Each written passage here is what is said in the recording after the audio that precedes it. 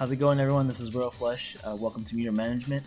As usual, don't fall for any of the spam in the comments. And any of the information from this video is not advice to buy, hold, or sell any stocks or crypto. Take some good notes and let's have some fun. So in today's video, I want to focus on one of my main strategies. It's called the wheel strategy. It's when you sell either a cash secured put or a covered call, depending on where you are with your position. And you continue to run one and collect premium until you get exercised on it, and then you run the other until you get exercised on it. But your idea is to collect premium while the options you run on it expire worthless, or you buy to close them, or you let them get exercised because you're already willing to own them and or sell them above your cost basis. So in a ways, you can play this stock differently as opposed to just holding it and investing it. You can play it because you understand its price movements, and you also can collect premium for just holding it too. So it's, in my opinion, a better way to play stocks that you are willing to hold for a long time instead of just holding it and seeing that stock appreciation. This strategy allows you to collect premium even when it doesn't want to move in either direction, however long you want to hold it. So let's go ahead and let me show you an example of something that you might know. Normally how it goes is that this is a game that they play twice in the show on, well, The Price is Right. And it determines which player from that half of the show gets to move on to the showcase showdown at the very end. And so the player's objective is to spin as close to $1 without going over.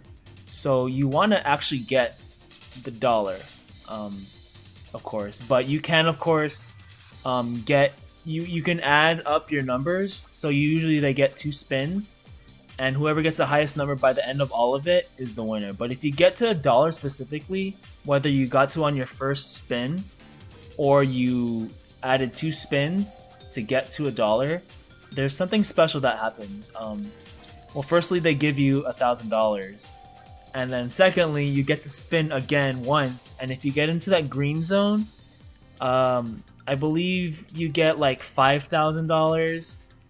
The 15, I believe it's $10,000. I don't quote me on these, but if you spin the 100 again, you get $25,000. So basically reward the player for spinning in the specific zones. It's cool to watch the players spin the wheel because you always want to see the 100, but you also want to see if they win it all in the end. So enough on this wheel. What I really want to show you is the wheel strategy I meant to have show it to you. Let's go ahead and start right around here. So there's either 2 ways you're going to start the wheel strategy, and that's either you actually own 100 shares of a specific stock, or you have enough money to actually buy 100 shares. Regardless of which one you choose, you can choose whichever one you like. Personally speaking though, I actually like actually owning 100 shares of a specific stock, and then you start running the covered call. And so now, why it's called the wheel strategy is, once you've got it started, you have to just look at what happens. You just track the movement of the option you open up. So in this example, let's go ahead and look at some stocks I actually own. So as you can see there, I am actually running the covered call strategy on quite a few stocks. There's a reason for that, because when I start wheeling on stocks, I really like to own them first before I even think about doing the cash secured put. There is one instance here where there's 3 stocks here I actually own that I acquired through cash secured put, and that would be GameStop, Palantir, and Lucid Motors. The reason why I like running covered calls though is because I'm trying to grow my account upwards. And so I have most of these strike prices at my cost basis, or slightly above it. So I currently have the 1750 covered call option on Lucid, and my cost basis is $17, so about $1,700 is the actual worth of what I have in shares of Lucid. And when I wrote this covered call on it, I collected $35. So now I go ahead and monitor it by looking at how much it has either appreciated or depreciated. So this one is currently above what I collected in premium, but at the very least I have the rest of this week. So I have the rest of I have 2 days left in this trading week, and then the rest of next week. And so even if this thing expires with worth, I was able to collect an extra $50 because my cost basis is at 17 and the covered call option is at 1750. So I collect I collected an extra $50 plus the premium of, what was it, 33. So that'd be $80 profit, and I'm also, if it expires with worth, I would get my 1750 back. So I actually didn't lose anything even though it went up. So if you're watching this video, you should already know how to run the covered call. So, but the idea of it is though that, say I want to pick up Lucid back again. Let's say that at that 1750 strike, it expires at or above 1750. I have to give up my 100 shares at that price of 1750, regardless of whether it shot way past it or is just even a cent or two above. So if we wind up here, I then now have enough collateral to run the very minimum, the 1750 cash secured put. The idea of it is you want to run the other strategy at the money, because now that you have unloaded either the cost of 100 shares or you actually own 100 shares, you can just do it at the money the following week on the Monday, or if there's a Monday holiday when market opens on the next day. So I have here Lucid on, let's go ahead and say September 23rd. So if anywhere in this current timeline, my current option on it is actually still out of the money, but it's getting close to expiring with worth, because the share price is currently at 67 and its strike price is just slightly above. So it's very close right now actually. But again, I would have collected profits if this happens. So let's go ahead and look a week out and say it right now. We could just get an idea of the amount of premiums. So far at the 1750, it's actually looking pretty solid. I would be able to write about a $100, maybe a little more, a little less, maybe 150. Let's just say 150 at the money. So that would be pretty nice. But again, you should already understand how to write covered calls and cash secured puts. So I won't go into too much detail, but basically, if you sell at your cost basis, you can now, if you have to get the 100 shares back at your cost basis, you can now be willing to buy it again at that old cost basis, because now you have enough collateral for it to run the cash secured put. So basically, one will go into the other. So basically, it just comes a matter of where you want to start on the cash secured put or covered calls wheel. Personally speaking, like I mentioned, I like to actually own the 100 shares of the specific stock, because now then all I have to do is either buy to close and repeat a covered call again, or I continue to climb up, because then I was willing to see stock appreciation, and then now I can run a cash secured put higher than what I used to own the stock.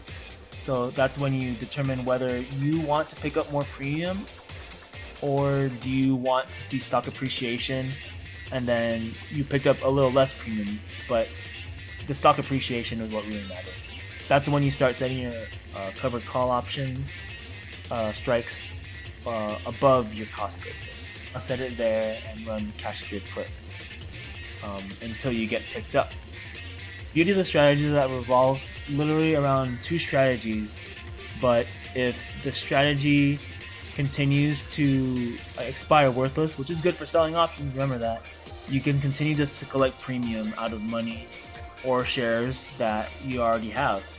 So instead of just seeing stock appreciation, you can also make money on premiums alone. And that is the true beauty of this. Again, you want to make sure you do a little bit of homework on your stocks, understand their price actions, and if you have the opportunity to buy to close, I always recommend doing that. So that way you don't get called out at a price you don't want to, whether you're buying the covered call or you're trying to pick up your 100 shares through a cash secured put. So figure out which one would be best for you based on your liking. And I'll say it one more time. I always like starting here on the covered call side of things because I already own those 100 shares and I'm actually willing to swing some of them. Some of them I'm willing to stair climb their worth, and I'm willing to sell them at a specific price target that's way above my cost basis. But in the meantime of holding them, I can attempt to make a little bit more by selling cash secured puts and collecting a nice chunk of premium. And hopefully that way I can continue to grow my account. And also it's nice having a little extra buying power. It's pretty nice when I want to use it towards something and that little extra from, well, hey, my covered call right here, I had this thing already. This stock is making money for me in more ways than me just holding it. That's the true beauty of covered calls and cash secured puts. They make extra money for you while you already have something that that you already own. You already own the 100 shares of it, or you already own enough to buy 100 shares of it. What if you could make more off of that instead of just holding the stock or holding that money? My personal strategy with some of my stocks that I own is to actually run some of them specifically just for the wheel.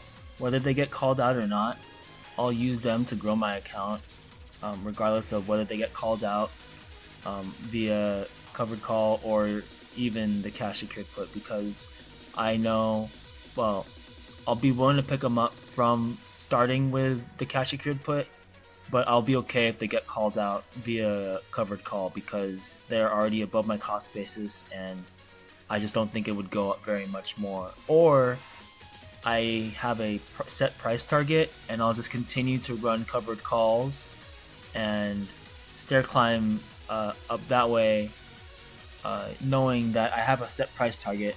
Instead of just waiting on that set price target to happen, I'll sell covered calls along the way, and if I get called out on it or if I buy to close it along the way, then I'll just keep on repeating a process and try to set my strike price even higher until we get to the cost basis, and then I'll let it sell.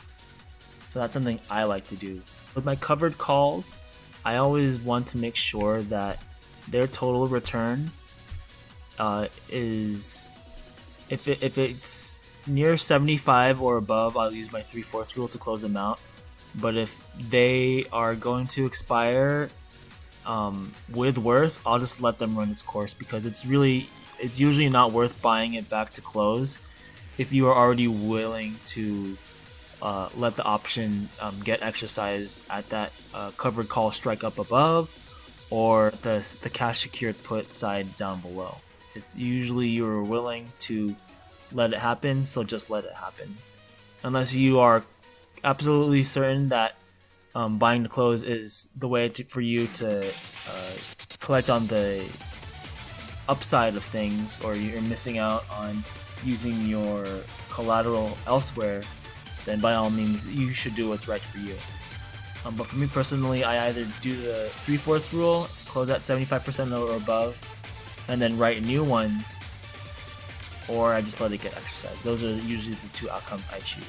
The reason why the wheel strategy appealed to me so much is because when I started stocks, I actually didn't know where to start besides like buying things I knew, and I felt a lot safer dealing with things that I already have, because if you buy calls or puts, that money can go way up or way down in a snap. And I was like, I think I need things that will allow me to feel more protected. You start with a cash secure put. You already know where support's at, or you know right where it's going to bounce off. So you must choose those wisely. And same with a covered call. You should already know where the stock is going to resist at. So you pick a strike that either is going to be safe enough for you to be willing to sell it, or you know it's going to bounce back down and you made money off it. Always remember that when you're selling options, time is on your side, and your strike prices above your cost basis are also on your side. So study them wisely. It's important to understand that if you're selling options, you're actually in control. And also time is on your side. Every single day that your option contract, when you sell it, it actually eats away at it, but that means you can buy it back should you choose to close it. And if you want it to expire with worth, well, you can do that too, because you're okay with that happening. So become very well accustomed to it. Anyways, let me know what you guys think. Is the wheel strategy something that you might want to do with your portfolio? Is it something that you might be interested in doing? And if it is, what stocks are you going to do it on?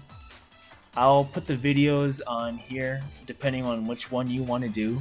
If you want to start with a cash secured put, you go on that one. And if you want to start with a covered call, you go right there, okay? Regardless of which one you become more comfortable with,